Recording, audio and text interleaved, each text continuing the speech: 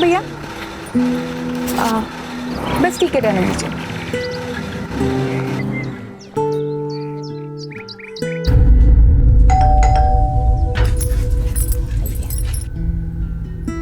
साहब, रश्मि मैडम आई है। आप बैठो। हाँ,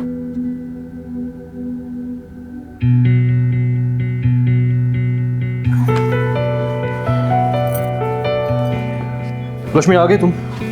हाँ सर। अच्छा काम करो, तुम स्टडी में जाके बैठो, मैं अभी आता हूँ। ओके।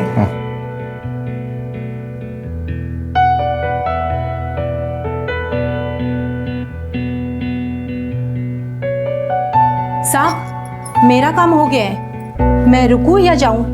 नहीं, जाओ तुम।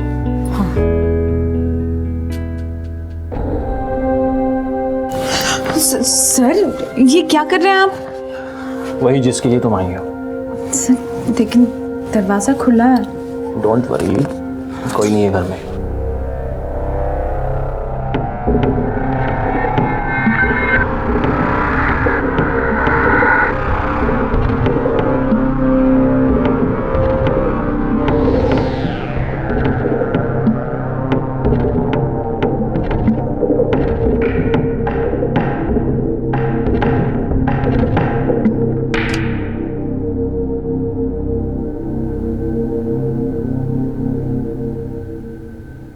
सर, एक बात पूछूं?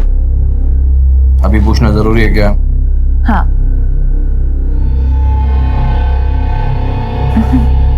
बोलो। हम लोग शादी कब करेंगे? जरूर करेंगे। मेरा वनीता से डिवोर्स होते ही।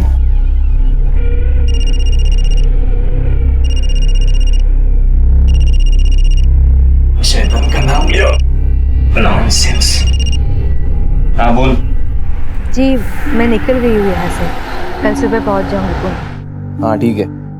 वर्कशॉप कैसा रहा? हाँ ठीक होता। आपने खाना खाया? वो सरिता आ रही है ना टाइम पे? हाँ सब ठीक है। Have a safe journey. अच्छा सुनो ना, वो अरे मैं क्लाइंट के साथ हूँ विनीता, कल डेट है उसकी। सॉरी ठीक है, मैं रख फोन रख। वो सुबह सुबह पहुंच रही है,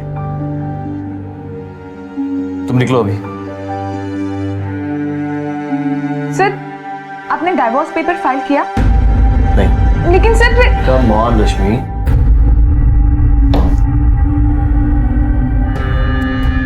रश्मि एक लॉयर होकर तुम ऐसी बातें करती हो? तुम्हें पता है ना रश्मि कि ये डिवोर्स केसेस कोर्ट में कितने कॉम्प्लिकेटेड हो जाते हैं, और मैं ट्राई कर रहा हूँ कि डिवोर्स म्यूचुअल कंसेंट पे हो जाए। अनीता जानती है कि वो कभी मां नहीं बन सकती, मुझे बच्चे बहुत पसंद है।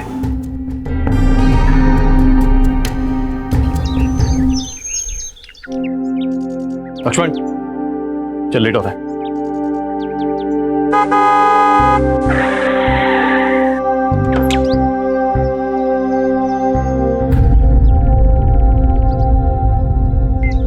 आप आज जल्दी निकल रहे हैं? हाँ कुछ जरूरी काम है। ठीक है, चाय पी के जाइए, मैं फटाफट बना देती हूँ। बोला ना एक बार जरूरी काम है। बात समझ में नहीं आती? सॉरी, मैं तो बस मेरी माँ, अब ये सुबह सुबह रोना धोना मत शुरू कर प्लीज। चाय ला कटकट सकाळी सकाळी। हो गया तमाशा देख के? चल गाड़ी चालू कर चल। हाँ साहब।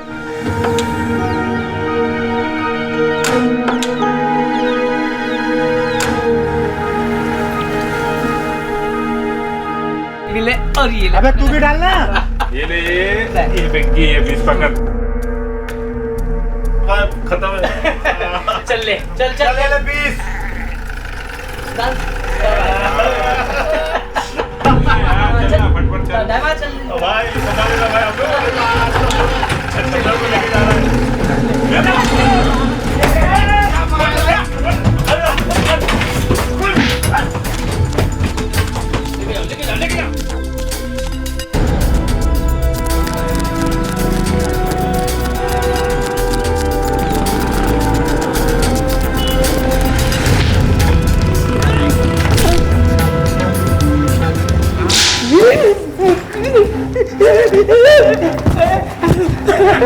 सर मेरे को थोड़ा सा राजू नेव लेना है ना तेरे सुपारी लेना है किसको नहीं मारा है चपत्ता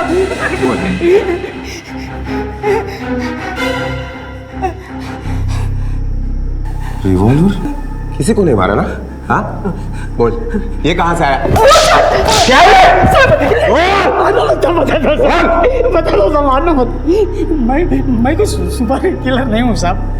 मैं तो छोटा मोटा झोल करने वाला आदमी हूँ साहब। वो 3 महीने पहले एक वकील का सुपारी मिला था, तब ये मिला था अपन को। वकील को मारना ना? हाँ?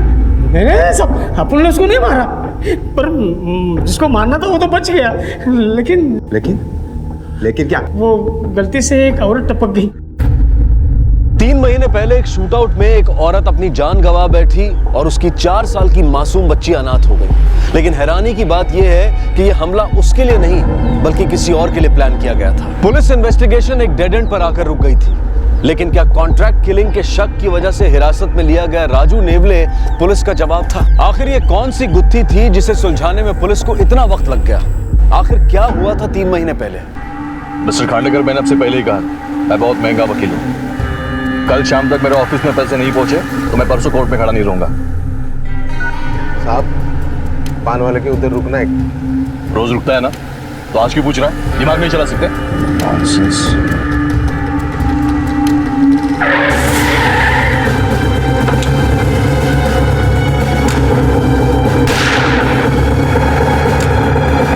पुणे के सबसे कामयाब criminal lawyer mister Suren Gokhale पर जानलेवा हमला हुआ।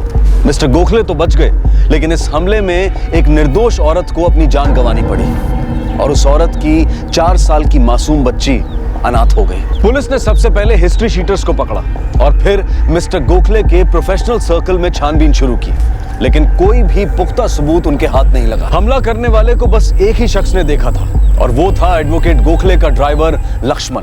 बेटा बिस्किट खाना। मुझे मम्मी के पास जाना है। रोना नहीं बेटा, बिस्किट खा ले थोड़ा। काय शिंदे,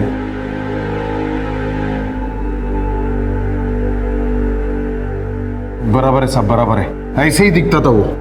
ठीक तरह से देखो। हाँ साहब, सेम टू सेम।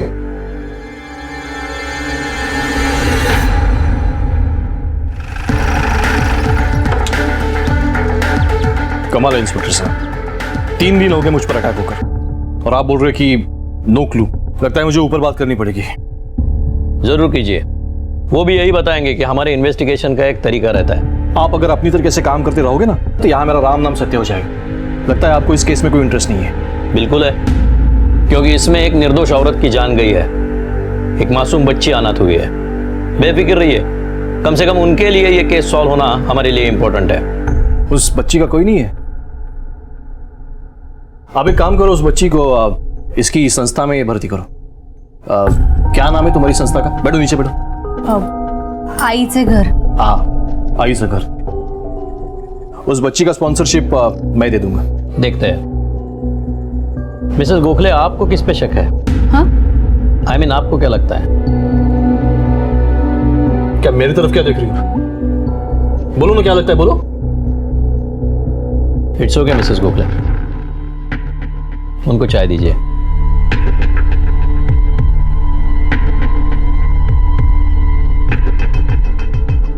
एक्चुअली जब से अटैक हुआ है डर सी गई है। मैं समझ सकता हूँ। अच्छा मिस्टर गोखले, आप दोनों और ड्राइवर छोड़ के यहाँ कौन कौन है? कोई नहीं। मतलब? वैसे एक काम वाली बाई आती है, वो यही पास में बस्ती में रहती है, और हमारा माली हफ्ते में 2 बार आता है। ठीक है, मुझे उनके नाम और फोन नंबर दीजिए। जी अभी देती हूँ।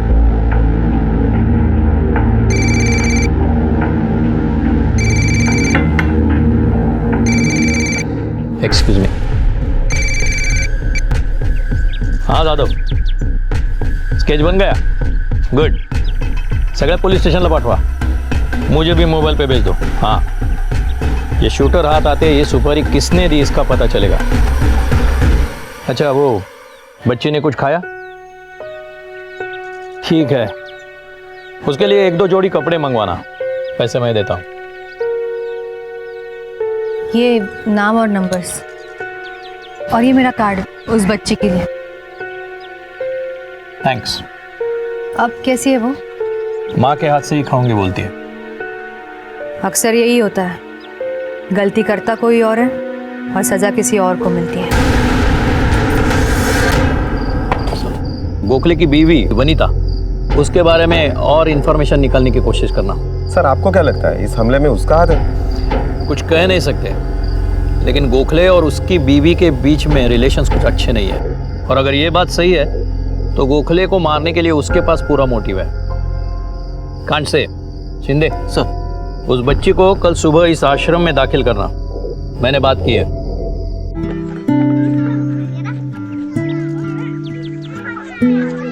बच्ची का और जो कुछ भी सामान है वो मैं मंगवा लूंगी। चलिए। बेटा डरो मत। देखो अब तुम हमारे साथ ही रहोगी। मेरा नाम वनीता आंटी है और तुम्हारा? तो माँ की पहचान है। मैडम तो बहुत ही अच्छी है, कभी कुछ नहीं बोलती मुझे, चाहे छुट्टी लेनी हो, पैसे चाहिए हो। मेरा मतलब किसी से दोस्ती, आना जाना नहीं। और साहब? वो क्या है ना साहब, हमारे साहब का थोड़ा बाहरी ध्यान ज़्यादा रहता है। मतलब तुम्हारे मैडम का और साहब का झगड़ा होता है? अब क्या बताऊँ साहब, हमारे साहब का चक्कर चल रहा है। अरे मेरी माँ, ये रोना बंद करा। रश्मि ने ये आई लव यू का मैसेज मुझे गलती से भेजा होगा। हाँ? अरे उसे अपने बॉयफ्रेंड को भेजना होगा गलती से। थम, तुला पुरावा पाहिजे ना? एक मिनट थांब, देख ले, एक मिनट थांब जरा तू। हेलो हाँ रश्मि, क्या नाटक है ये? हाँ? ये अपने बॉयफ्रेंड वाला मैसेज मुझे क्यों भेजा है तूने? तुम्हें पता है यहाँ पे कितना बड़ा पंगा हुआ है? जानती हो तुम? हाँ? क्या सॉरी क्या? फोन रख। नॉनसेंस। उसने मैसेज में लिखा था आई लव यू सर। एक बात बताओ मुझे, कौन सी लड़की अपने बॉयफ्रेंड को सर बुलाती है? हाँ, चला बात करने में मतलब ही नहीं है। You are good for nothing. झगड़ा तो बहुत होता था साहब, दोनों एक दूसरे पे शक करते। दोनों? हाँ साहब, मेम साहब का भी एक दोस्त है ना, जनार्दन, जब साहब नहीं होते हैं तब आता है। छोड़ दो ये सब, बाहर निकलो यहाँ से। मैं तुम्हारे साथ, हम दोनों शादी करेंगे। मैं तुम्हें बहुत खुश रखूंगा।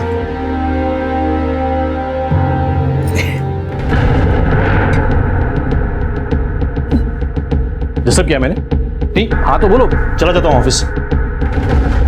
फिर चलने दो तुम्हारी रात लीला। क्यों? गोखले, मुंह संभाल के बात करना। ए, चुप रे। डर मेरा है, मुंह मेरा। तू कौन था बोलने वाला? और तूने तो घर की कोठी बना दिया। गोखले! सॉरी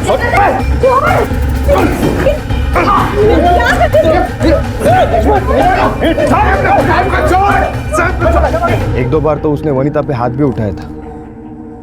उस दिन मौका मिला इसलिए बहुत मारा साले को। वैसे तुम्हारे और मिसेस गोखले की दोस्ती कब से है?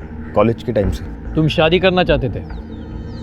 हाँ, 3 बार प्रपोज किया था, तीनों बार रिजेक्ट। इसीलिए मिस्टर गोखले को मारने की सुपारी दी तुमने? नहीं साहब, और जिस दिन उसे मारना होगा ना साहब, मैं खुद जाके मारूंगा। ये ऐसे सुपारी उपारी नहीं दूंगा। जब हमला हुआ तब तुम कहाँ थे? साहब मैं पनवेल गया था।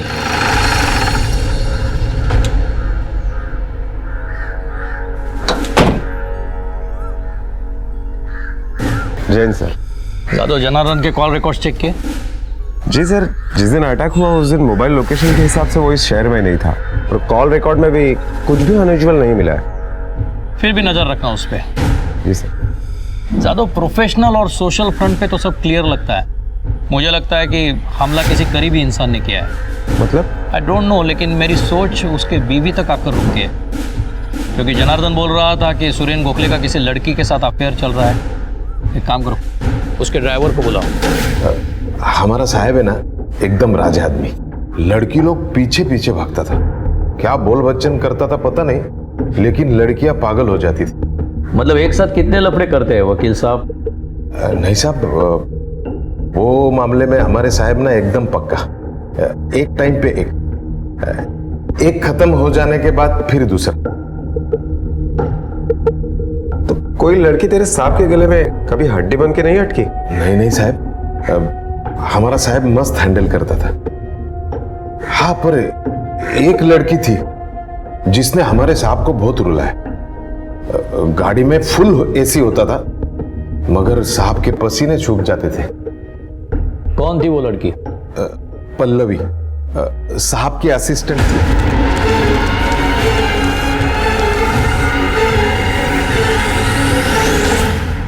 या साहब या। आपने तो रेडी मार दी। और आप रेड हैंड पकड़े भी गए। Sorry sir. ऑफिस में रहा, असिस्टेंट मेरी है। मुझे कुछ प्रॉब्लम नहीं है तो मुझे काय के डर। बैठिए ना। Thank you. पल्लवी का भी डर नहीं था, फिर भी बाद में क्या हुआ ये आप जानते हैं। देखिए, मैं इस बारे में कुछ बोलना नहीं चाहता, वो मेरा पर्सनल मैटर है। गोखले साहब, आप चाहे ना चाहे आपको बोलना पड़ेगा। अटैक में बेवजह एक औरत की मौत हुई है। पल्लवी मेरी असिस्टेंट थी। हम दोनों के बीच काफी अच्छी दोस्ती थी। सिर्फ दोस्ती या और कुछ? अब आप ही बताइए, कोई खूबसूरत लड़की अगर खुद मेनका बनने पर उतर आए तो आज के जमाने में कौन विश्वामित्र बनना चाहे?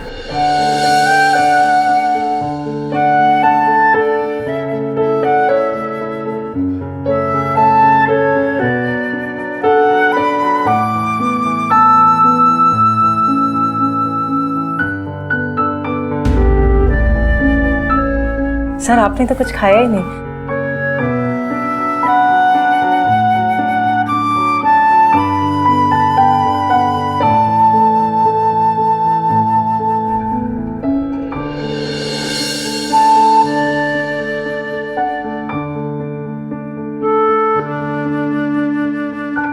धीरे धीरे हमारी नजदीकियां बढ़ने लगी।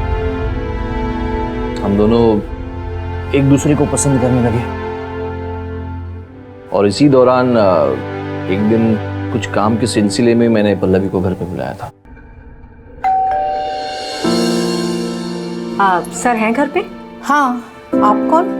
मैं पल्लवी, सर के ऑफिस में काम करती हूँ। सर ने बुलाया है मुझे।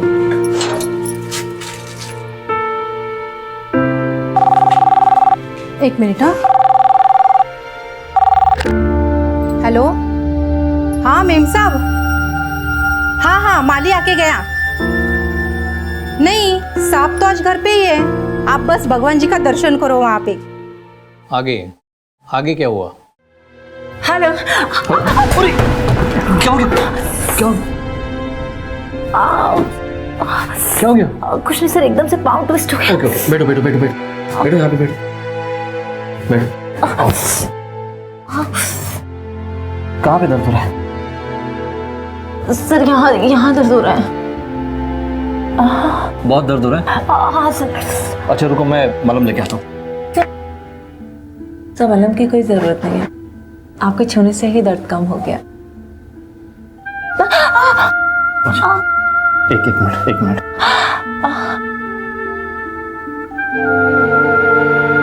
आपके हाथों में तो जादू है सर।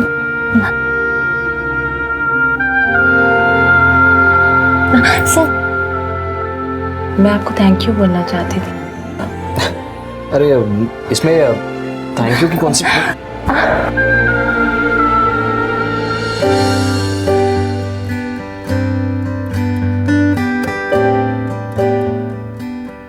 पल्लवी, मैंने कभी सोचा नहीं था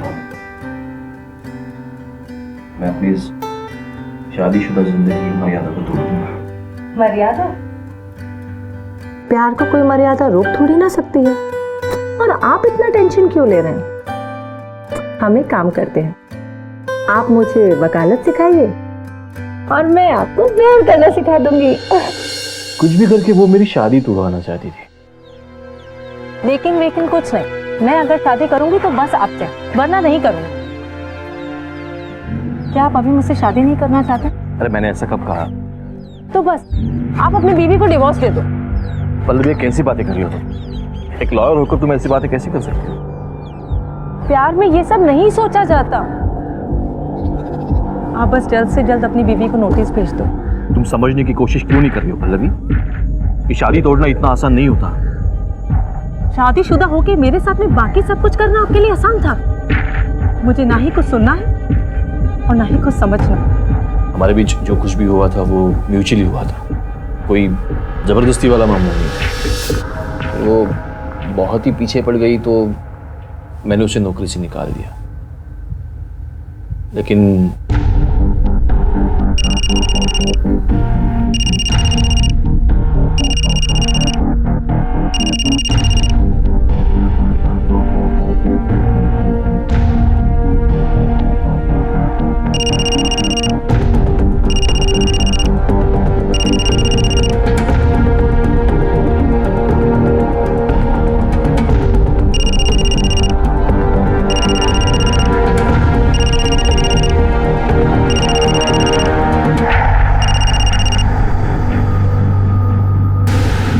मैंने उसे नजरअंदाज करने की बहुत कोशिश की, लेकिन उसने मेरा पीछा नहीं छोड़ा। धीरे धीरे उसके फोन कॉल्स बढ़ते गए और एक दिन अचानक वो ऑफिस पहुंच गई। क्यों तंग कर रही हो मुझे? क्या चाहिए तुम्हें? वैसे तो मैं सिर्फ तुम्हें चाहती थी, लेकिन फिलहाल कुछ पैसों की जरूरत है। कितने चाहिए? 5 लाख रुपए। 5 लाख? दिमाग ठिकाना है तुम्हारा? नहीं दूंगा। तो ठीक है, मुझे मेरी जॉब वापस दे दो। देखो पल्लवी, ब्लैकमेल है। Don't cross the line. Line तब क्रॉस होगी जब मैं तुम्हारा पूरा सच मीडिया के सामने लाऊंगी, और जब मीडिया वाले तुम्हारे आगे पीछे कैमरा लेके घूमेंगे ना, तब तुम्हें समझ आएगा। मैंने उसे बेनिफिट ऑफ डाउट दिया। सोचा पैसों की प्रॉब्लम हुई होगी तो पैसे भी दिए और जॉब भी दी,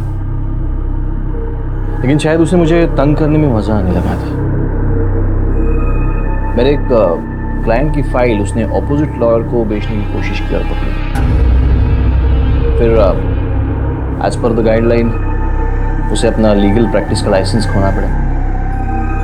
उसके बाद वो कहाँ चली गई मुझे पता नहीं। फिर कुछ दिन बाद अचानक उसका फ़ोन आया, लेकिन इस बार मैं अलर्ट था, तो मैंने वो फ़ोन कॉल रिकॉर्ड किया। मुझे वो रिकॉर्डिंग सुनना है।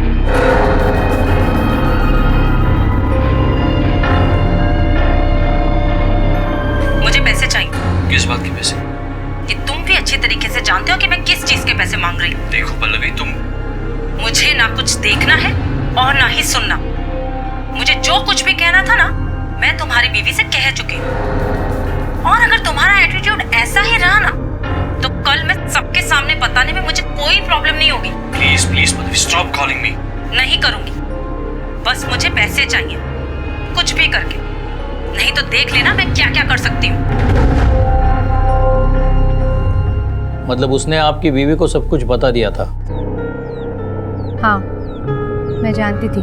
पल्लवी सुरेन की पहली असिस्टेंट थी। इतनी बड़ी बात आप बताना ही भूल गई, ये तो हो नहीं सकता। देखिए इंस्पेक्टर, मैं इस सब से अब बहुत परेशान हो चुकी हूँ। मुझे बस बाहर निकलना है इस सब से। मुझे पता है सुरेन बदलने वाला नहीं है। मुझे खुद ही कोई नया मकसद ढूंढना पड़ेगा जिंदगी जीने के लिए। अवनी जैसा कोई मकसद। सर, जहां तक सबूत कहते हैं, अब तक पल्लवी के पास एडवोकेट गोखले को मारने का स्ट्रॉन्ग मोटिव है। मोटिव तो एडवोकेट के बीवी के पास भी है जादव, शायद जनार्दन। फिलहाल हम वनीता और पल्लवी पे फोकस करते हैं। वनीता के हर मूवमेंट की मुझे खबर देना, और उस एडवोकेट के ऑफिस से पल्लवी का एड्रेस ले लो और उसे ले आओ। पड़ोस वाले से पूछ। जी? क्या पल्लवी नाम की लड़की यहीं पे रहती है? हाँ, रहती तो है, अकेली रहती है, लेकिन कुछ हफ्तों से दिखी नहीं है। क्यों, क्या हुआ साहब? अच्छा, इस घर के मालिक कहाँ रहते हैं? सर, पल्लवी के कॉल रिकॉर्ड्स। लोकेशन ट्रेस हुआ? नहीं सर, अटैक के बाद उसका मोबाइल बंद है। Last location Swargate bus depot था। शायद शहर छोड़कर गई है। कमाल करते हो आप लोग। एक अनजान लड़की को फ्लैट किराए पर देते हो और उसके कुछ डिटेल्स तक नहीं रखते आप। एग्रीमेंट तक नहीं बनवाया आपने। साहब, लेकिन लड़की अच्छे घर की दिख रही थी, खुद लॉयर भी है, तो मैंने सोचा कि ठीक है, वो डिटेल्स है उसके? ज्यादा तो कुछ पता नहीं साहब, लेकिन बोलने में बहुत बार नासिक का नाम आता था। नासिक? हाँ। नासिक में कौन रहता है उसका? उसकी माँ रहती है उधर, बहुत बीमार रहती है। सर, ये पल्लवी का फोटो गोखले के ऑफिस से मिला। ये फोटो नासिक पुलिस को भेजो, सभी इन्फॉर्मर्स को काम पे लगाओ, उनको बोलो खास करके हॉस्पिटल्स और मेडिकल स्टोर पे नजर रखो। दिन दहाड़े बीच सड़क पर शहर के एक कामयाब वकील पर जानलेवा हमला हुआ था। हमले को एक हफ्ता बीत चुका था, लेकिन पुलिस की काफी कोशिशों के बावजूद भी उनके हाथ कोई पुख्ता सबूत नहीं लगे थे। इंसान की जिंदगी में कुछ ऐसे नाजुक मोड़ आते हैं जहां कुछ ऐसे रिश्ते बन जाते हैं जिन्हें इंसान समाज के सामने लाना नहीं चाहता, और अक्सर इंसान के अतीत में बने ये नाजुक रिश्ते ही उसकी वर्तमान जिंदगी में मुश्किलों को जन्म देते हैं। एडवोकेट सुरेन गोखले की जिंदगी का एक ऐसा ही नाजुक मोड़ था उनकी पुरानी असिस्टेंट और प्रेमिका पल्लवी। सुरेन गोखले का यह कहना था कि पल्लवी ने ही उसे अपने साथ नाजायज रिश्ता रखने पर मजबूर किया था, पर क्या यह सच था? और अगर यह सच नहीं था तो फिर सच्चाई क्या थी? और अब यह उलझन सिर्फ पल्लवी ही सुलझा सकती थी।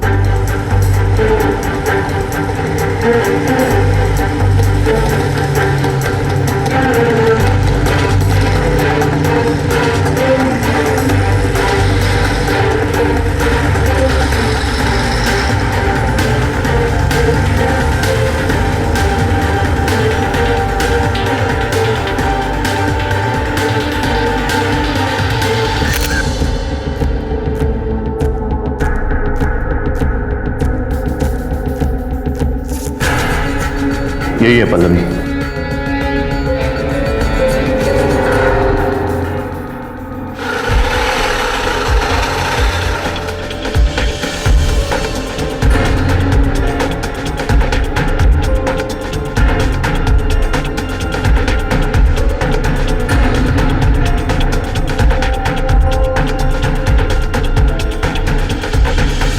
पल्लवी। हाँ माँ, चाहिए आपको? पानी। हाँ बिला।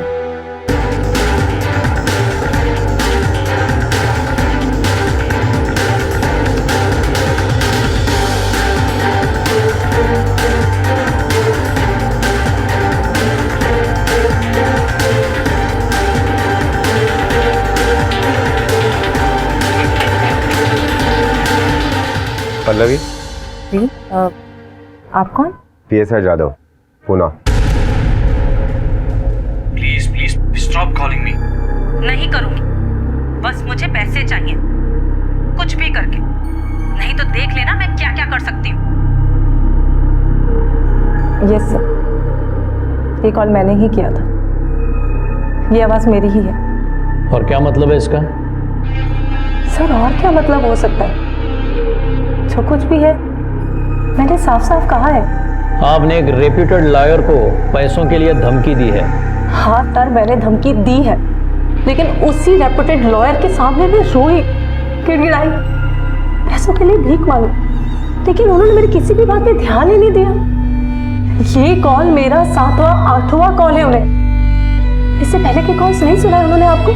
लेकिन मिस्टर गोखले आपको पैसे क्यों दे? मेरी जिंदगी बर्बाद करने के, मेरा करियर खत्म करने के पैसे सर।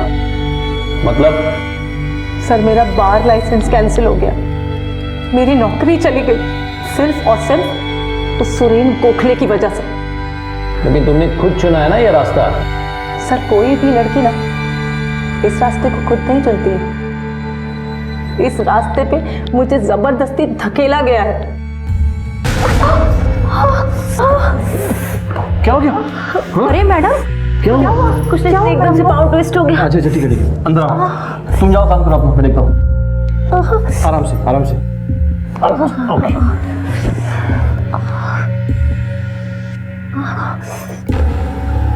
अच्छा ये मलहम लगाओ, तब तक मैं तुम्हारे लिए जूस लेके आता हूँ।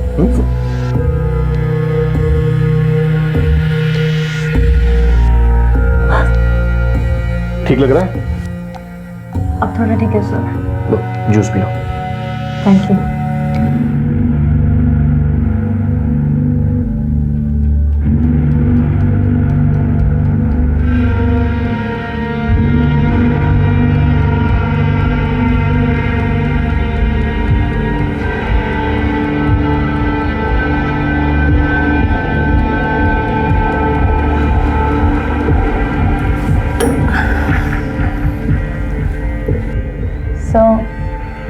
सर मुझे चक्कर आ रहा है।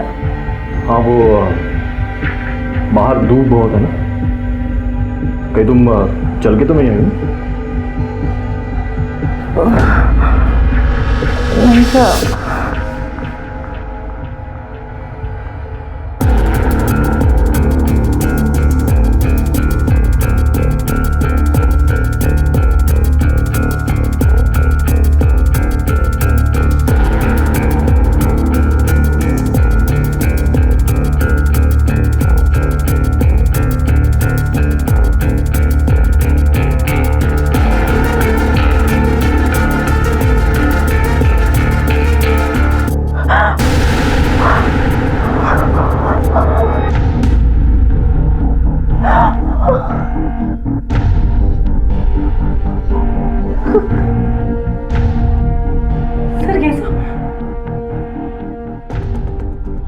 सॉरी पल्लवी,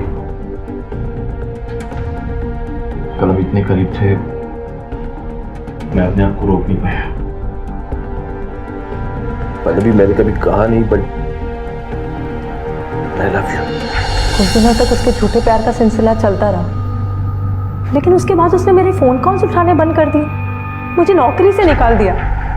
बहुत धमकियां देने के बाद में मुझे मेरी जॉब वापस मिली। और दोबारा जॉब पे आने के बाद तुम्ही ने तो फाइल का लफड़ा किया था ना? बिल्कुल नहीं, ये सब उसका प्लान था, मुझे फंसाने के लिए, मुझसे छुटकारा पाने के लिए।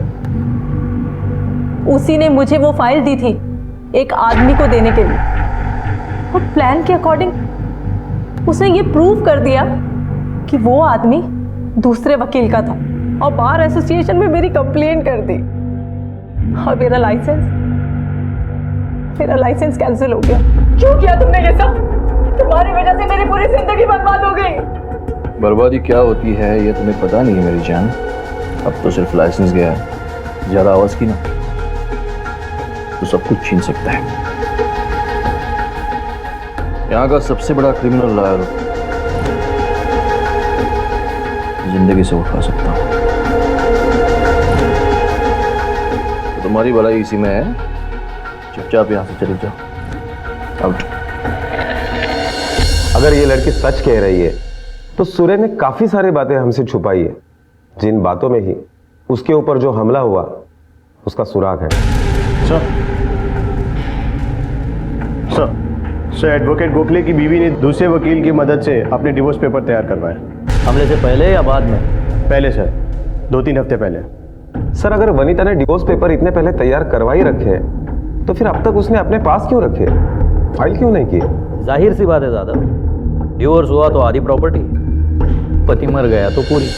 एडवोकेट सुरेन गोखले पर हुए हमले को अब लगभग 1 महीना बीत चुका था, पर हमलावर की तलाश अब भी जारी थी। सुरेन गोखले की निजी जिंदगी में जैसे रिश्तों की गुत्थी सी बन गई थी। उसके हर जायज और नाजायज रिश्ते के पास उसे मारने की वजह थी, जैसे कि उसकी पत्नी वनीता, जो सिर्फ समाज में होने वाली बदनामी के डर से इस खोखले रिश्ते को ढो रही थी। दूसरी थी पल्लवी, जो एक वक्त सुरेन गोखले के बहुत करीब थी, लेकिन आज उनके बीच की दोस्ती और प्यार की जगह नफरत ने ले ली थी। और अब पुलिस के शक के दायरे में तीसरी थी गोखले की आज की असिस्टेंट रश्मि। कब से एडवोकेट सुरेन गोखले के पास काम कर रही हो? यही कोई 7-8 महीने हुए हैं। क्या काम करती हो? असिस्टेंट हूँ उनकी, केस सॉल्व करने में हेल्प करती हूँ, रेफरेंसेस निकाल के देती हूँ, अपॉइंटमेंट्स, कोर्ट डेट्स वगैरह एडजस्ट करती हूँ, सब कुछ करती हूँ। सब कुछ मतलब और क्या क्या करती हो? बोलो, आप क्यों चुप हो? प्रॉमिस किया है उसने शादी का। हम लोग जल्दी शादी करने वाले हैं। पहले बीवी से तलाक के बाद या वैसे ही? ऑफ कोर्स तलाक लेके। अच्छा, डोंगरे मैडम,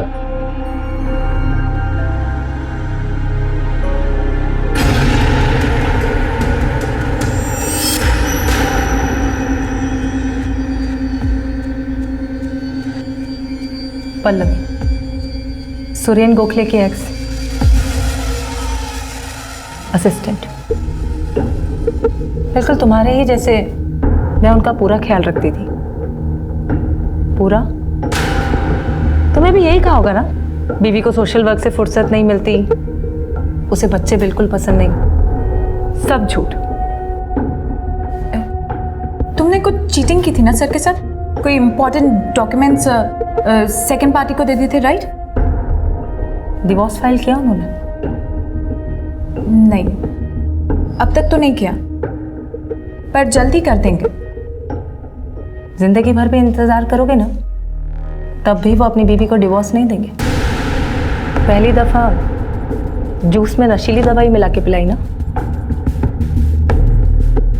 मुझे भी पिलाई थी, और फिर अपने बच्चे ना होने की दुख भरी कहानी सुनाई। मैं बोला कि बीवी को डिवोर्स दे दूंगा। थोड़े टाइम बाद जो उसने मेरे साथ किया ना, वही वो तुम्हारे साथ करेगा। पहले अपनी जिंदगी से और बाद में नौकरी, दोनों से निकाल देगा, और पूरा इंतजाम करेगा कि आगे तुम बतौर लॉयर किसी के साथ काम नहीं कर सको। अब तुम्हें डिसाइड करना है तुम्हें किसका साथ देना है, हमारा या सुरेन गोखले का। अरे आइए आइए वकील साहब, आप ही का इंतजार हो रहा था। किस बात का ताज्जुब हो रहा है आपको? एडवोकेट गोखले को पुलिस ने हिरासत में तो ले लिया, लेकिन क्योंकि वो खुद एक क्रिमिनल लॉयर था, इसलिए वो कुछ ही दिनों में जमानत पर बाहर आ गया। दूसरी तरफ वनीता ने जो डिवोर्स के पेपर्स बनवाए थे, उनमें साफ साफ लिखा था कि उसे सुरेन की प्रॉपर्टी में से कुछ नहीं चाहिए। सारा इन्वेस्टिगेशन जैसे एक डेड एंड पर आकर रुक सा गया था, लेकिन पुलिस ने अपनी कोशिशें जारी रखी और आखिरकार हमला करने वाला शख्स उनके हाथ लगी गया। ये कह रहा है कि 3 महीने पहले इसने किसी वकील को मारने की सुपारी ली थी, लेकिन वकील मरा नहीं था। किसने दी थी सुपारी? सब मैंने इसको एक ही बार देखा था सब, वो धंधे वाला नहीं लग रहा था सब। सच बोल। मैं बिल्कुल सच बोल रहा हूँ सब, आई शपथ सब। उसने खाली टारगेट का फोटो और पैसा दिया था, वो भी एक साथ दिया था सब। सच बोल। मैं सच बोल रहा हूँ सब। मुझसे ये बोला था कि उसको खाली डराना, मारना नहीं। वो स्केच लेके आओ गोखले पे अटैक करने वाले का।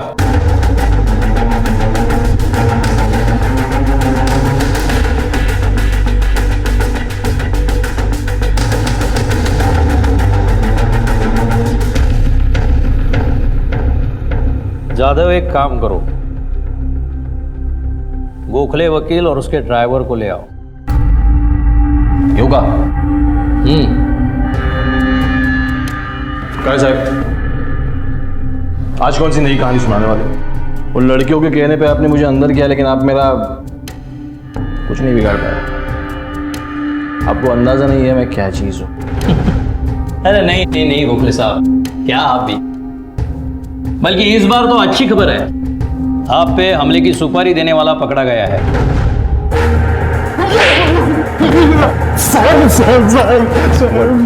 अपने साहब को मारने की सुपारी क्यों दी?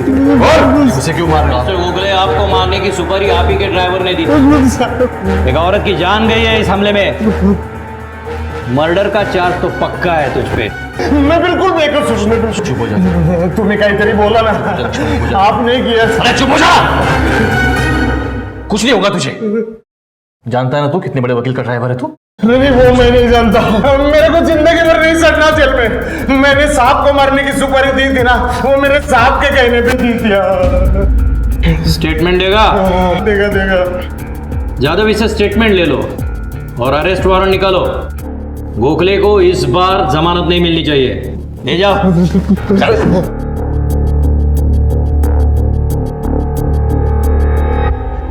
गोखले साहब, अब कितने भी बड़े लॉयर क्यों ना हो, कानून से बड़े नहीं हो सकते। अपने आप को मारने की सुपारी, इसमें एक बेकसूर औरत की जान गई है, एक मासूम बच्ची अनाथ हुई है। वजह आप बताओगे कि? हाँ मैंने वो अटैक करवाया था। मुझे छुटकारा चाहिए था पल्लवी से। मुझे लगा अब पैसों के लिए जिंदगी भर मुझे ब्लैकमेल करती रहेगी। अच्छा प्लान। अब सुपारी के चक्कर में उसे अरेस्ट करोगे और अपने आप सारे प्रॉब्लम सॉल्व हो जाएंगे। इस बार तुझे जमानत नहीं मिलेगी, देख लेना।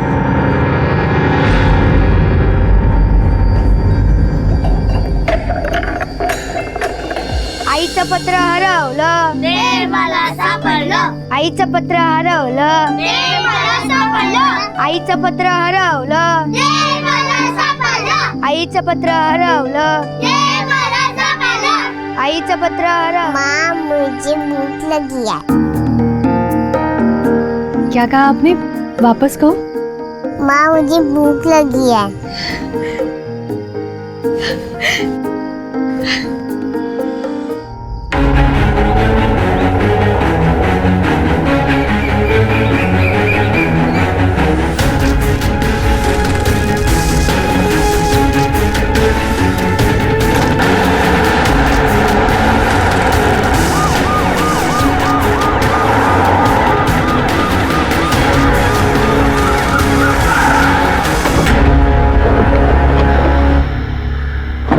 सर ये वो जगह है जहाँ में जली हुई लाश मिली। और कुछ क्लू? लाश बुरी तरह जली हुई थी, अगर कोई क्लू रहा भी होगा तो जल गया होगा। ठीक है।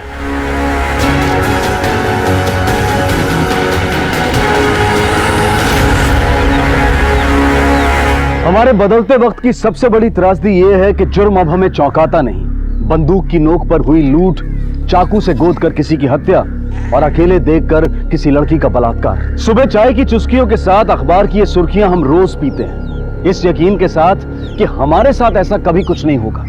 लेकिन ये सोचते वक्त हम ये भूल जाते हैं कि जुर्म का कोई एक रूप नहीं होता है। वजह मिलने पर ये बिना आपकी नजर में आए आपके साथ या किसी के साथ भी घट सकता है। लेकिन आज के हमारे इस केस में किसी ने जुर्म की वजह खुद बनाई, अपने ही हाथों, अपने ही खिलाफ।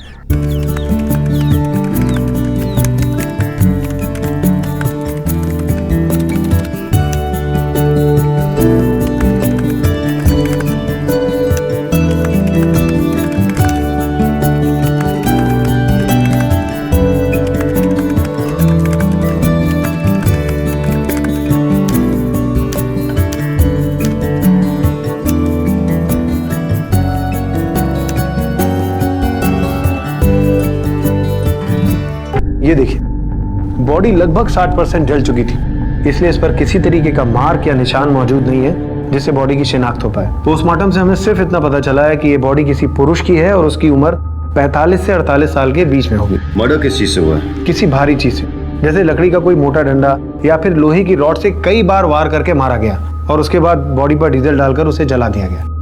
सर, पोस्टमार्टम के दौरान एक बात और सामने आई है कि मरने वाले के हिप में एक आर्टिफिशियल हिप जॉइंट था। बेसिकली ओरिजिनल हिप जॉइंट जब फ्रैक्चर होता है तो उसके बदले मेटल का हिप जॉइंट डालकर हम रिप्लेस कर देते हैं। मतलब जो हिप जॉइंट का सीरियल नंबर है उससे हमें हॉस्पिटल का और हॉस्पिटल से इस आदमी का पता चल सकता है। बिल्कुल।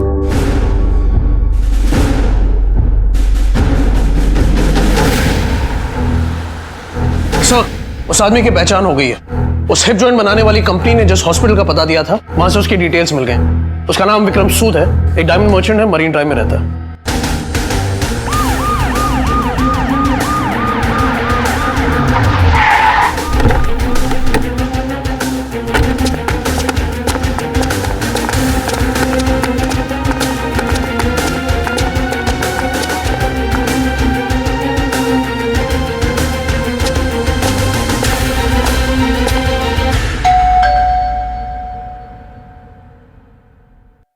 पता था मुझे एक दिन यही होने वाला है।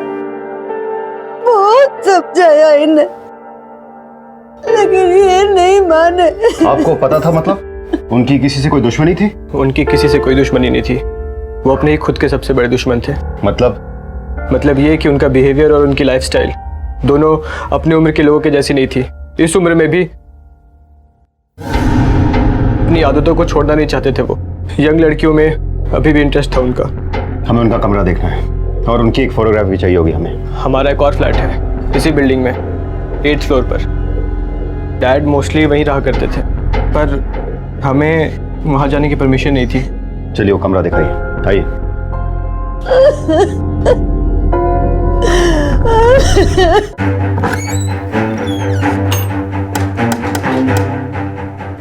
कदम, घर चेक करो। Yes sir.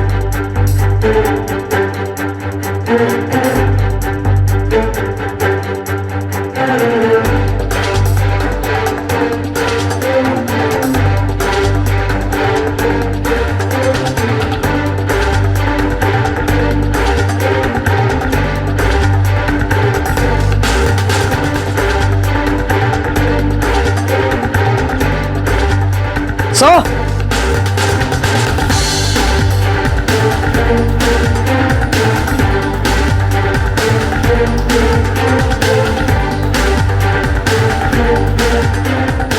पासवर्ड।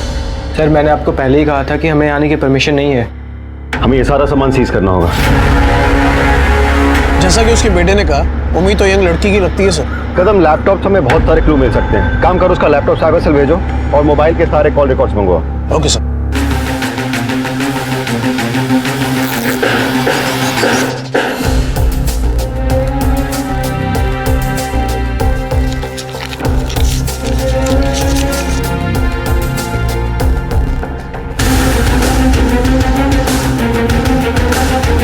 सेल की लास्ट लोकेशन वो सही है?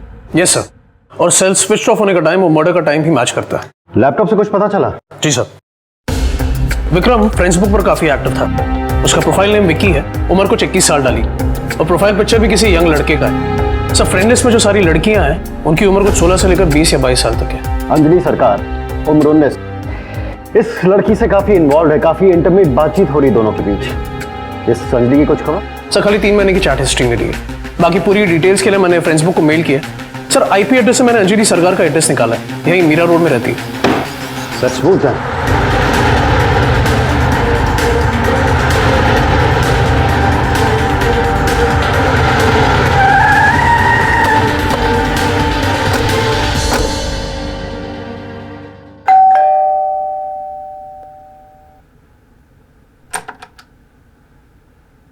जी, हमें एक मर्डर के सिलसिले में अंजलि सरकार से बात करनी, उसे बुलाइए।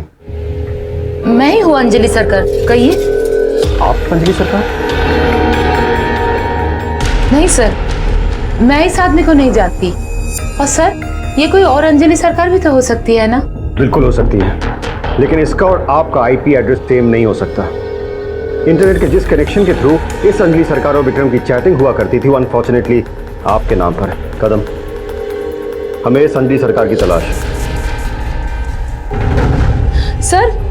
सर ये तो रिया है सर, मेरी बेटी है ये। आपकी बेटी रिया? जी। कहाँ है, बुलाइए उसने।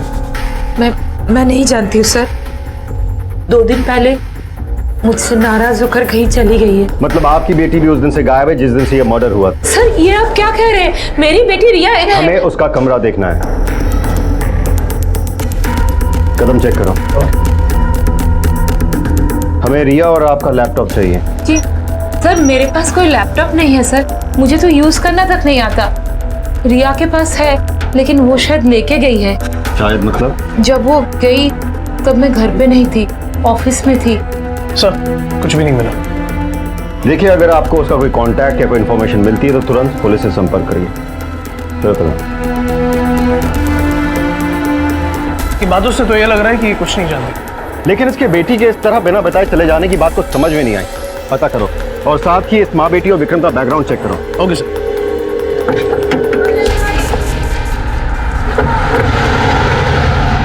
विक्रम सूद जो 8वें माले पे रहता है, बुड्ढा।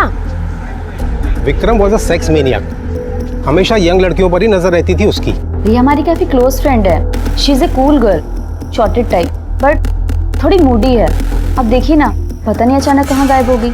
नो, अंजलि को कंप्यूटर ऑपरेट करना नहीं आता, इसलिए हमारे ऑफिस की एक बैक जॉब के लिए उसका प्रमोशन नहीं हो सका। बॉयफ्रेंड? सर एक फ्रेंड है उसका, बॉबी। रिया उसके साथ काफी टाइम स्पेंड करती है और वो उसके घर भी आता जाता है। शायद वो उसका बॉयफ्रेंड हो। कहाँ रहता है, कोई आइडिया? नो सर, वो तो आइडिया नहीं है, बट शायद उसके अंकल को पता हो। रिया उनसे सारी बातें शेयर करती है। ये सर, यही है। पुलिस को मुंबई के उपनगर वसई के जंगल से मरीन लाइंस में रहने वाले एक डायमंड एक्सपोर्टर विक्रम सूद की जली हुई लाश मिली थी। विक्रम एक जवान लड़के का फेक प्रोफाइल बनाकर कम उम्र की लड़कियों के साथ चैट किया करता था, जिनमें से एक 17 साल की लड़की अंजलि सरकार के साथ वो कुछ ज्यादा ही करीब था। अंजलि की फोटो पुलिस को उसके प्रोफाइल से मिली और आईपी एड्रेस को ट्रैक करते हुए पुलिस ने अंजलि का पता ढूंढ निकाला। लेकिन जब पुलिस उस पते पर पहुंची तो मामला सुलझने की बजाय उलझता गया, क्योंकि जिस अंजलि को वो 17 साल की लड़की समझ रहे थे वो एक 35-36 साल की महिला निकली। प्रोफाइल में सिर्फ अंजलि का नाम इस्तेमाल किया गया था और प्रोफाइल पिक्चर में उसकी बेटी की तस्वीर का। तो फिर विक्रम के साथ कौन चैट किया करता था? तो किसने बनाया था ये फेक प्रोफाइल? अंजलि की बेटी रिया सरकार ने, या फिर कोई और था जो अपनी पहचान छुपाकर ये खेल खेल रहा था? और क्या चैटिंग का यही खेल विक्रम की हत्या की वजह बना? सर, तीनों का बैकग्राउंड चेक कर लिया, 2 इंपॉर्टेंट इन्फॉर्मेशन मिली है। एक तो ये कि अंजलि के ऑफिस के मैनेजर का कहना है कि उसे कंप्यूटर ऑपरेट नहीं करना आता, और दूसरा एक लड़के का नाम आया बॉबी, जो शायद रिया का बॉयफ्रेंड भी हो सकता है। और कुछ? हाँ सर, अंजलि की पर्सनल इन्फॉर्मेशन मिली। उसकी लव मैरिज हुई थी और लड़के के माता पिता उसे एक्सेप्ट नहीं कर रहे थे, तो वो लोग मुंबई आकर रहने लगे। फिर रिया पैदा हुई और रिया के पैदा होने के कुछ महीने बाद उसके हस्बैंड की मौत हो गई रोड एक्सीडेंट में। रिया के दादा दादी उसे लेकर जाना चाहते थे और उसे पालने की पेशकश की, तो अंजलि को मजबूरी में मानना पड़ा क्योंकि उसके पास इनकम का और कोई जरिया नहीं था अपने पति की मौत के बाद। सर, विक्रम सूद के कॉल लिस्ट से मिले उन दोनों नंबर्स के रिकॉर्ड्स मिल गए हैं। सर, इसमें से पहला नंबर रिया सरकार के नाम पर है, जिस पर एग्जैक्टली 3 महीनों से बातचीत हो रही है, और दूसरा नंबर 5-6 महीने पहले एक्टिवेट हुआ था, जो खुद विक्रम सूद के नाम पर रजिस्टर्ड है, और इसका बिल भी विक्रम सूद के बैंक अकाउंट से डिडक्ट होता आ रहा है। इसके अलावा सर, इन दोनों सेल फोन की लास्ट लोकेशन वसई है, वही जो विक्रम सूद के मोबाइल की थी। कदम, इससे एक बात तो साबित हो जाती है कि विक्रम के कत्ल में इस लड़की रिया का कोई ना कोई कनेक्शन तो जरूर है, और यह भी हो सकता है कि इस पूरे मामले में कोई तीसरा भी इन्वॉल्व हो, वो आदमी जिसे विक्रम ने अपने नाम पे मोबाइल लेकर दिया, और जब कत्ल हुआ तो ये तीनों लोग एक ही एरिया में थे, हो सकता है साथ साथ या फिर अलग अलग। तो तीसरा आदमी अगर बॉबी है, हमने अंजलि से तो बॉबी के बारे में कुछ पूछा ही नहीं। कदम, अंजलि से बात करके कोई फायदा नहीं, क्योंकि जिस माँ को घर रहते ये नहीं पता कि उसकी बेटी दरवाजा बंद करके क्या कर रही है, तो उसे उसके बॉयफ्रेंड के बारे में नहीं पता होगा। वैसे कदम, हमने कोलकाता पुलिस को इन्फॉर्म किया था कि वो रिया के दादा दादी से बात करें, वहां से कुछ खबर आई क्या? जी सर, उनसे अपडेट तो आया, दादा दादी को रिया ने कांटेक्ट नहीं किया। इनफैक्ट उसके दादा को हार्ट अटैक आया तो वो हॉस्पिटलाइज थे, इसलिए वो आ नहीं पाए, पर काफी परेशान थे ये लोग रिया के। यानी रिया का गायब होना और अंजलि के मैनेजर का ये बताना कि उसे कंप्यूटर चलाना नहीं आता, इससे एक बात तो साबित हो जाती है कि रिया ने ही फेक प्रोफाइल बनाई है और चैटिंग की है, और रिया तक पहुंचने के लिए हमें बॉबी तक पहुंचना बहुत जरूरी है।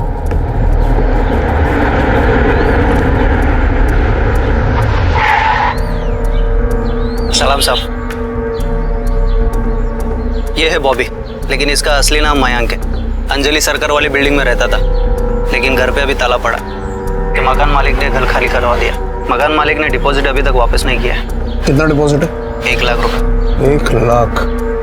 मतलब लेने को तो जरूर आएगा। एक काम कर, इस पर नजर रख, जैसे आता मेरे को इन्फॉर्म कर। भाई चलो।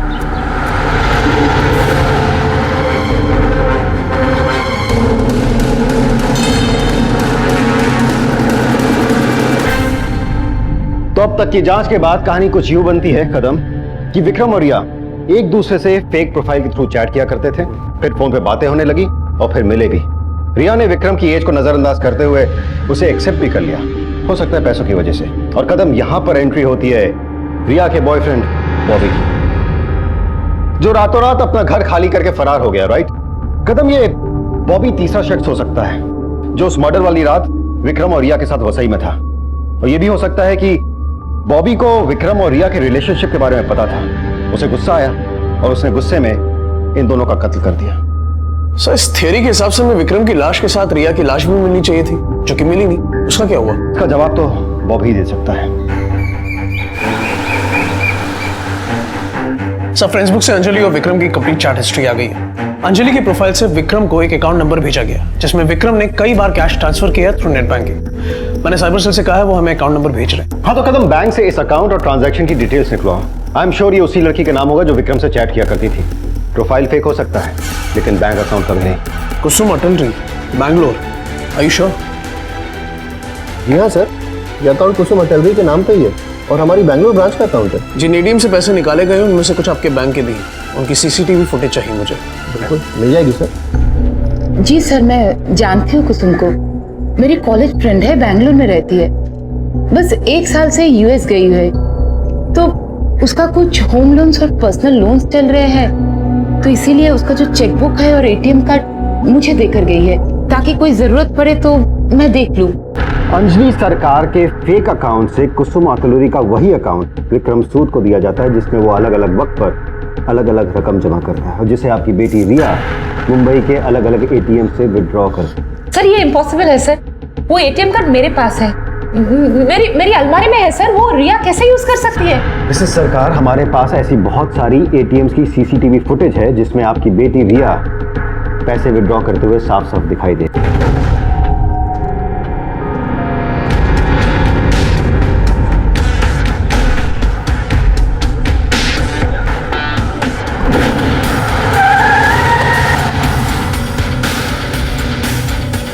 कहीं भाग रहे थे, फिर हमसे मिलना नहीं चाहते थे बॉबी? नहीं सर, मैंने कुछ नहीं किया सर। तो रातों रात फ्लैट खाली करके क्यों भाग गया था? मुझे पता चला था कि आप लोग मुझे ढूंढ रहे, मैं डर गया था। मुझे लगा जरूर आप लोगों को मेरे और रिया के मॉम के बारे में पता चल गया होगा। क्या पता चल गया होगा? सर, मेरे और अंजलि के बीच में रिलेशंस थे। मैं रिया का नहीं, अंजलि का बॉयफ्रेंड था।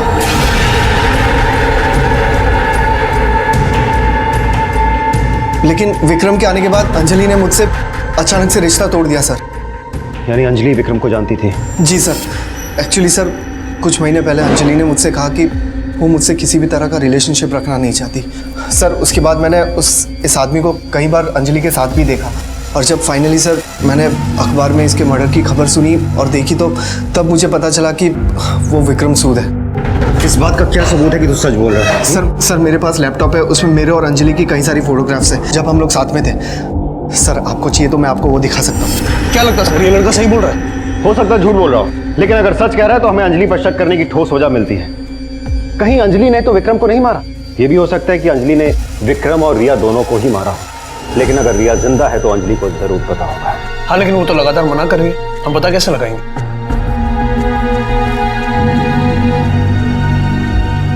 एक काम करो,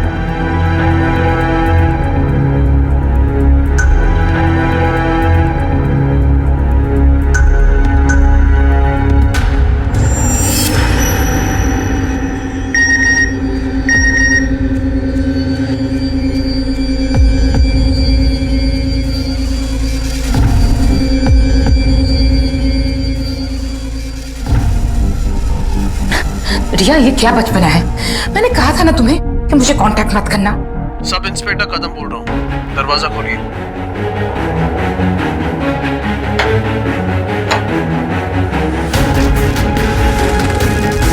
झूठ मत बोलिए मिसेस सरकार, अब झूठ बोल के कोई फायदा नहीं है। आपने पहले भी हमसे कई बार झूठ कहा कि आप विक्रम को नहीं जानती, लेकिन हमारे पास कई ऐसे गवाह हैं जिन्होंने आपको एक नहीं कई बार देखा है विक्रम के साथ। हम ये भी जानते हैं कि आप ये जानती हैं कि रिया कहां पर है, लेकिन आपने ये सच भी हमसे छुपाया क्योंकि आप सीधे सीधे विक्रम के कत्ल में शामिल है मिसेस सरकार। मैंने विक्रम को नहीं मारा। तो फिर किसने मारा है मिसेस सरकार?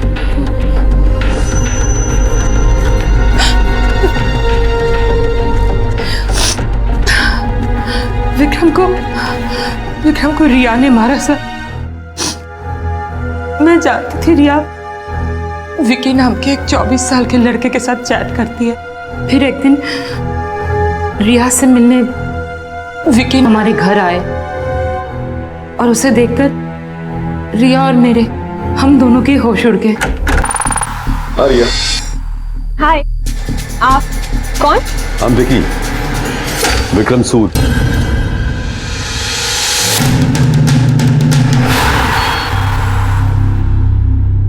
विक्रम ने धोखा दिया था सर रिया को।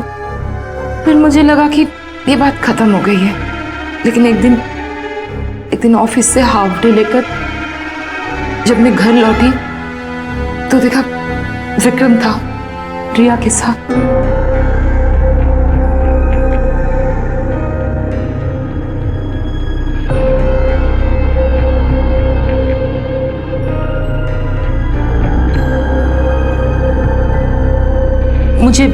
मुझे विक्रम और रिया की दोस्ती पसंद नहीं थी। मुझे पता था सर कि विक्रम रिया का इस्तेमाल कर रहा है, लेकिन मैं कुछ बोल भी नहीं पाई। रिया को डांट भी नहीं सकती थी। बचपन से अलग रहने की वजह से ऐसा रिश्ता भी नहीं था हमारे बीच, और फिर डर भी था कि कहीं मुझसे नाराज होकर रिया दूर न चले जाए। सोचा कि धीरे धीरे उसे समझा दो, लेकिन मैं उसे समझा पाती उससे पहले ही एक दिन। रिया, कहाँ हो तुम? मम्मा, मम्मा आप यहाँ जल्दी आ जाइए प्लीज। कहाँ हो तुम? हाँ, कहाँ हो? मम्मा प्लीज जल्दी आ जाइए प्लीज। रिया ने मुझे बताया कि विक्रम उसे अपने फार्म हाउस वसाई में ले गए हैं और वहाँ ले जाकर उसके साथ जबरदस्ती करने की कोशिश कर। रिया अपने आप को किसी भी तरह बचा के कमरे में बंद कर लिया था और वहाँ से मुझे फ़ोन कर रही थी सर। मुझे फ़ोन पे उसने एड्रेस समझाया और मैं किसी भी तरह पहुँची हूँ।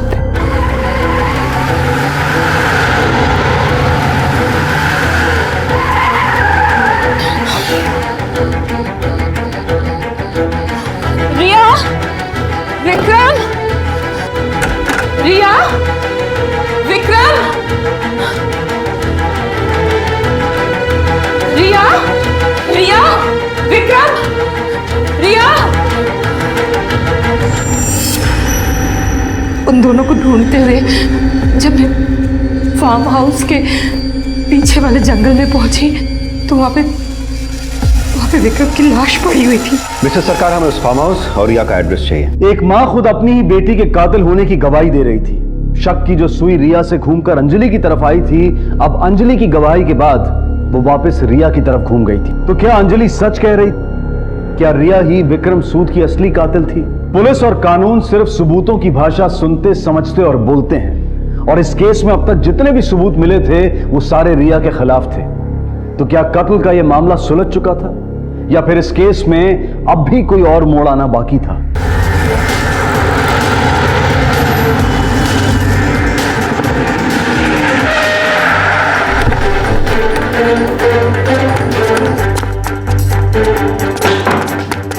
कदम, पूरे घर की तलाश करो।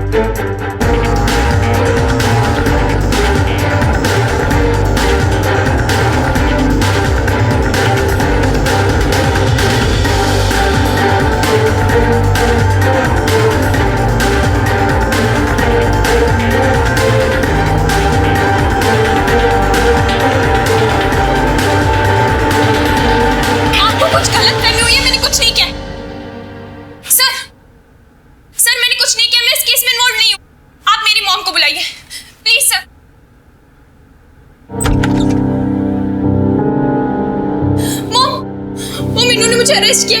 ये बोल रहे हैं कि विक्रम अंकल का मर्डर मैंने किया। रिया, सच्चाई छिपाने से कोई फायदा नहीं। मैंने बहुत कोशिश किया रिया, पर मुझे बताना ही पड़ा कि विक्रम की मौत तुम्हारे हाथ हुई, अपनी इज्जत बचाने के लिए। ये आप क्या कह रही है मॉम? रिया, तुमने कोई गलती नहीं की बेटा, कुछ गलत नहीं किया। कोई भी लड़की होती तो यही करती। यार, दादी और दादी सही कहते थे, खुद को बचाने के लिए आपने मुझे फंसा दिया। सर बिलीव मी, मैंने कुछ नहीं किया। मॉम ने जो कहा झूठ कहा। सर बिलीव मी, मैंने कुछ भी नहीं किया।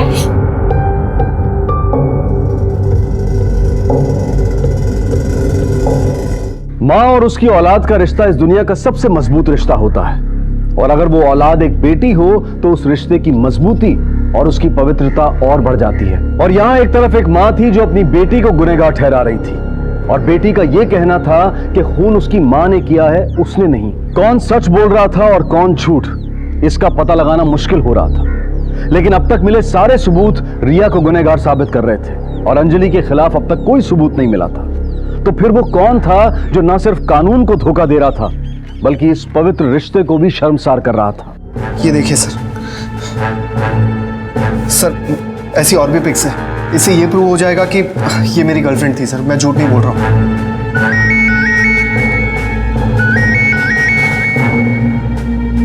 हाँ बोलो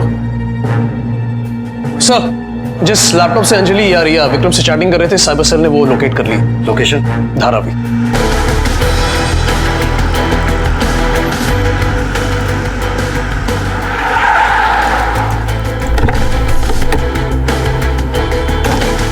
कोई लैपटॉप है यहाँ?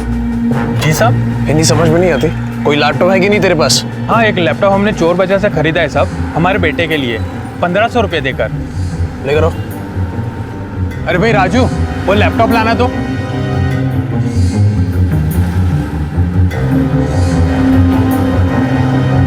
सच बोल, कहाँ से खरीदा है? ये लैपटॉप हमने चोर बाजार से खरीदा है साहब, हमारे बेटे की कसम खाकर कहते हैं।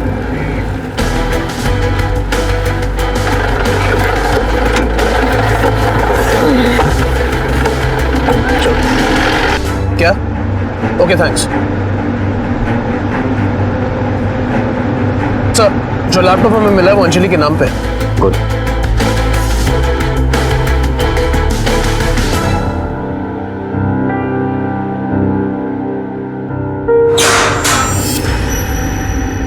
ये सब क्या है सर? जी यहाँ पे क्यों रखा है आप लोगों ने? मैंने सब कुछ तो बता दिया, फिर भी क्यों? क्योंकि हमें लगता है जो सच आपने हमसे कहा था वो पूरा सच नहीं है मिसेस अंजलि सरकार। ये क्या कह रहे हैं सर? मैंने सब सच कहा है आपसे। सच नहीं कहा मिसेस सरकार, आपके हर झूठ का सबूत है हमारे पास। कैसा सबूत? अभी पता चल जाएगा। कुलकर्णी,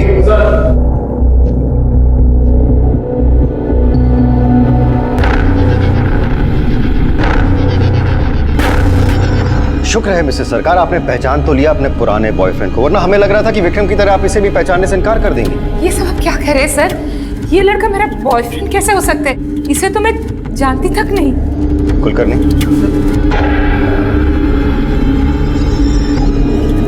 मिसेस सरकार उम्मीद करते हैं आप खुद को तो पहचानती होंगी, अगर नहीं तो हद्दी हो जाएगी आपके भोलेपन की। वैसे बाय द वे आपके नॉलेज के लिए बता दूं कि हमें वो लैपटॉप भी मिल गया जिससे आप विक्रम से चैट किया करती थी, और उसको मारने के बाद आपने वो लैपटॉप कहीं फेंक दिया था पकड़े जाने के डर से। ये सब झूठ है सर, मेरे पास कभी कोई लैपटॉप नहीं है। मत बोलिए मिसेस सरकार, आपने लैपटॉप खरीदा भी था, उसका इस्तेमाल भी किया था। ये रहा लैपटॉप का बिल जो आपके नाम पर है मिसेस सरकार।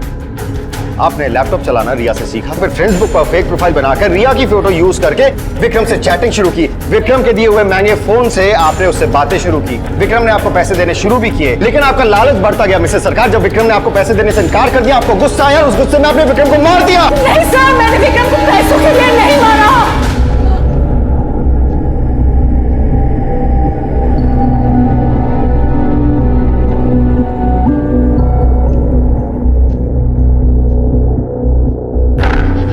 हाँ, मैं मानती हूँ मैंने ही मारा विक्रम को। मैंने ही फेसबुक पे फेक प्रोफाइल खोला, पर सर ऐसा कुछ करने की प्लानिंग नहीं थी मेरी।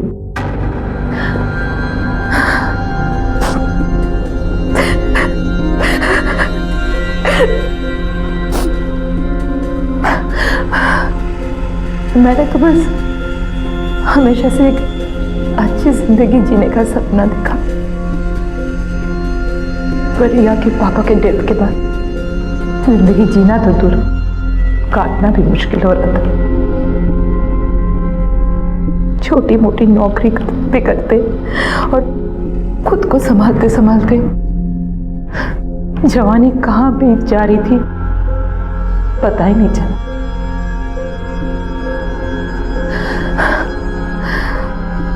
मेरी उम्र और फ्रस्ट्रेशन दोनों बढ़ती जा रही थी। सिर्फ बॉबी नहीं सर, उससे पहले भी कई लोग आए मेरी जिंदगी में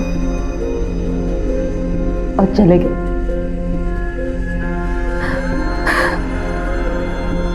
मेरी हर जरूरत के लिए, चाहे वो शरीर की हो या पैसों की, मुझे हमेशा से स्ट्रगल करना पड़ा।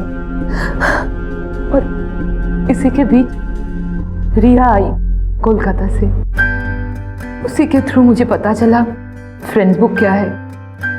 उसने सिखाया कैसे फेसबुक पे अपना प्रोफाइल बनाया जाता है और कैसे नए नए लोगों से दोस्ती किया जाता है। मेरे सामने तो जैसे पूरी नई दुनिया खुल गई सर। हाँ, मैंने फेसबुक पर अपना प्रोफाइल बनाया और उस पर रिया की पिक्चर लगाया, क्योंकि वो यंग थी और सुंदर भी। मैं सारे लड़कों को फ्रेंड्स रिक्वेस्ट भेजती थी और रिया की फोटो देख के वो लोग एक्सेप्ट भी कर लेते थे। और वही मुझे विक्रम मिला।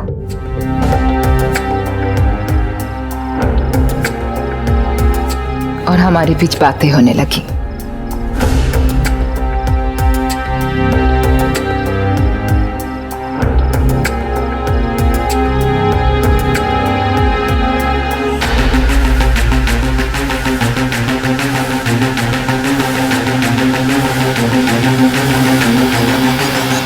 विक्रम मुझसे बात करना चाहता था, लेकिन मुझे डर था कि कहीं मेरी आवाज़ से उसे मेरी उम्र का पता न चल जाए, तो इसलिए उसे टालने के लिए मैंने कह दिया कि मेरे पास कोई मोबाइल नहीं है। उसने मुझसे मेरा एड्रेस मांगा और फिर एक महंगा मोबाइल फ़ोन भेज दिया, वो भी एक पोस्टपेड कार्ड के साथ। और फिर हमने पहली बार एक दूसरे से बात की। हाँ, मुझे भी बहुत अच्छा लग रहा है तुमसे बात करके, लेकिन तुम्हारी आवाज ना किसी एडल्ट आदमी की जैसी लग रही है ना। हाँ, वो क्या है ना, मुझे एडल्ट बातें करने का बहुत शौक है, इसलिए एडल्ट बातें करते करते मेरी आवाज भी बिल्कुल वैसी ही हो गई है।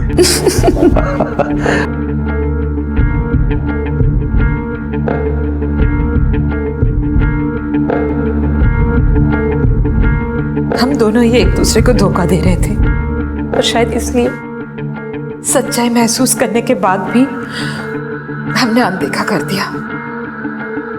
जो चल रहा था वो ऐसे ही चलता रहा और फिर एक दिन। क्या हाल है स्वीटहार्ट? Good, okay. क्या बात है, कुछ परेशान सी लग रही हो? नथिंग। कुछ तो है, प्लीज टेल मी जान।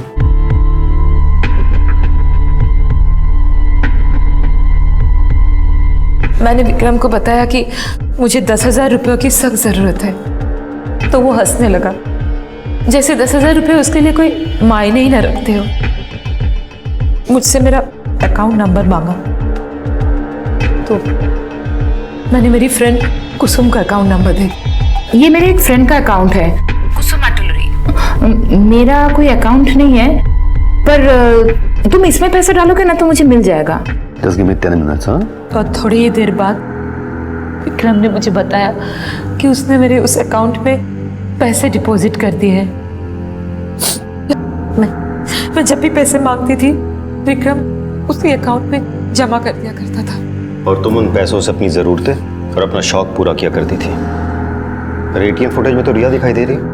क्योंकि मैं ऑफिस जाती थी सर, ऑफिस की बस से, और बस को बीच में रुकवा कर एटीएम जाना पॉसिबल नहीं था, इसलिए तुम रिया को भेजती थी पैसे निकालने के लिए। उसके बाद क्या हुआ? विक्रम मुझसे मिलना चाहता था और मैं नहीं चाहती थी कि मैं मिलूं, पर फिर मैंने सोचा कि एक 24 साल के लड़के को मैं वो सब कुछ दे सकती हूँ जो उसे चाहिए। मेरी उम्र जानने के बाद भी वो मुझसे दूर नहीं हो पाएगा। और फिर मैंने एक दिन उसे अपने घर बुला लिया।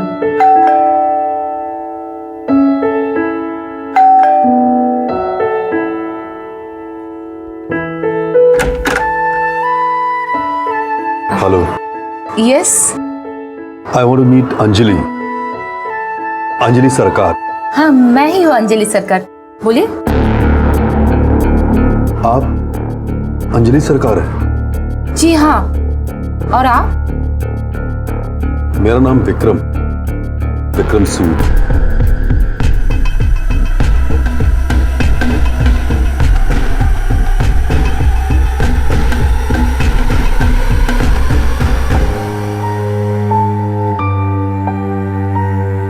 चाय लीजिए ना, लीजिए। नहीं थैंक्स, मैं चाय नहीं पीता। ओह, अब चाय नहीं पीते तो कॉफी? जी नहीं, आई थिंक मुझे चलना चाहिए। सुनिए ना, देखिए मैं क्या कह रही थी कि जो भी हुआ, जैसे भी हुआ, हम दोनों ने एक दूसरे से छुपाया कि हम फिर भी आप मुझे पसंद है। विक्रम अक्सर घर आया करता था, पर मैं नहीं चाहती थी कि वो रिया से मिले, क्योंकि फ्रेंड बुक प्रोफाइल पर रिया के फोटो देखने के बाद ही हमारे बीच ये दोस्ती शुरू हुई। मुझे डर था कि कहीं रिया से मिलने के बाद विक्रम मुझसे दूर ना हो जाए, तो इसलिए जब भी रिया कॉलेज जाती थी, मैं तभी विक्रम को बुलाती थी। लेकिन एक दिन रिया कॉलेज से जल्दी आ गई।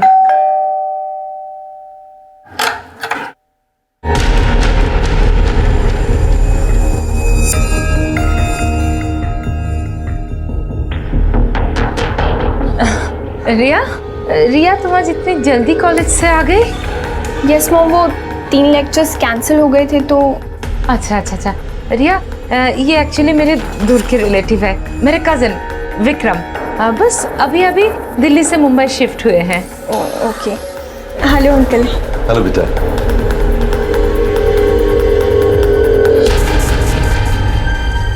रिया तो विक्रम को अंकल ही मानती थी, ठीक वैसे ही देखती थी, लेकिन विक्रम के मन में कुछ और ही चल रहा था। और जिस बात का मुझे डर था ना, वही हुआ। विक्रम मुझसे दूर जा रहा था और रिया की तरफ खींचता जा रहा था। मुझे बिल्कुल इग्नोर कर रहा था और ये मुझे साफ नजर आ रहा था, पर मैं उसे कुछ बोल भी नहीं पा रही थी क्योंकि मैं उसे नाराज भी नहीं करना चाहती थी। वो इसलिए क्योंकि वो तुम्हें पैसे देता था। तुम ये भी भूल गए कि रिया तुम्हारी अपनी बेटी है। माँ बेटी जैसे कोई रिश्ता नहीं था हमारे बीच, और अब तो मुझे रिया से जलन होने लगी थी क्योंकि रिया की वजह से विक्रम मुझे नजरअंदाज कर रहा था।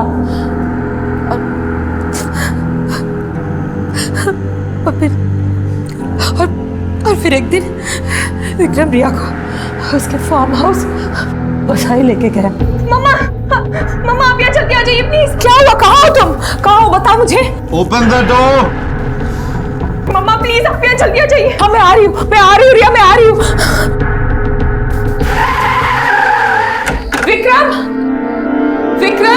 रिया, रिया,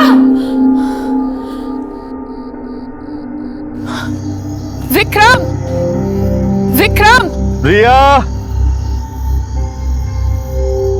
baby where are you? Vikram कहाँ हो तुम? रिया, मुझे ये गेम अच्छा नहीं लग रहा है।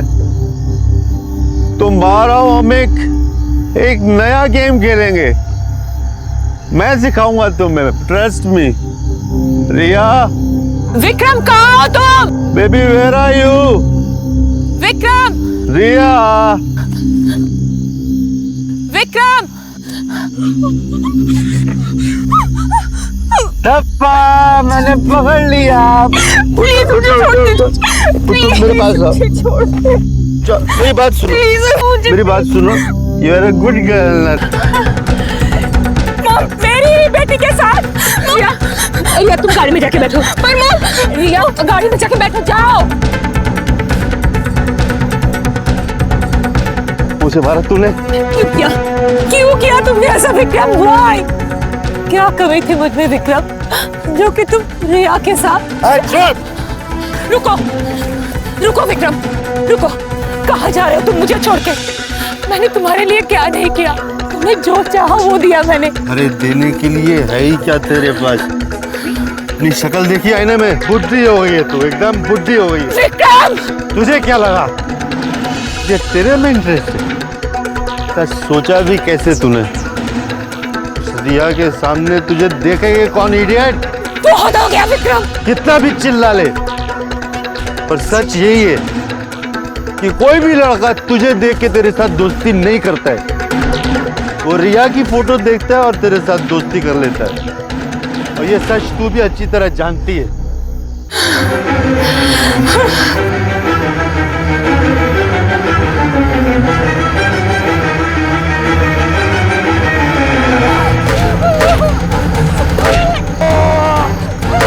आपने मार दिया। रिया चल यहाँ से, रिया से चल, रिया चल, रिया से, रिया। तुम गाड़ी में बैठो। मॉम कहीं नहीं जाना। आ रही मॉम।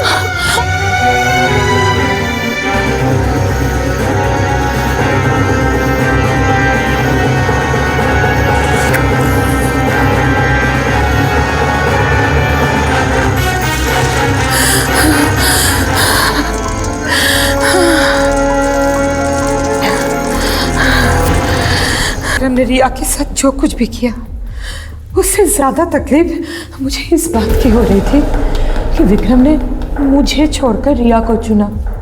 मैं बर्दाश्त नहीं कर पा रही थी। तुमने अपने स्वार्थ के लिए एक आदमी की जान ले ली, उसका इल्जाम अपनी बेटी पे लगा दिया, उसकी जिंदगी के बारे में नहीं सोचा।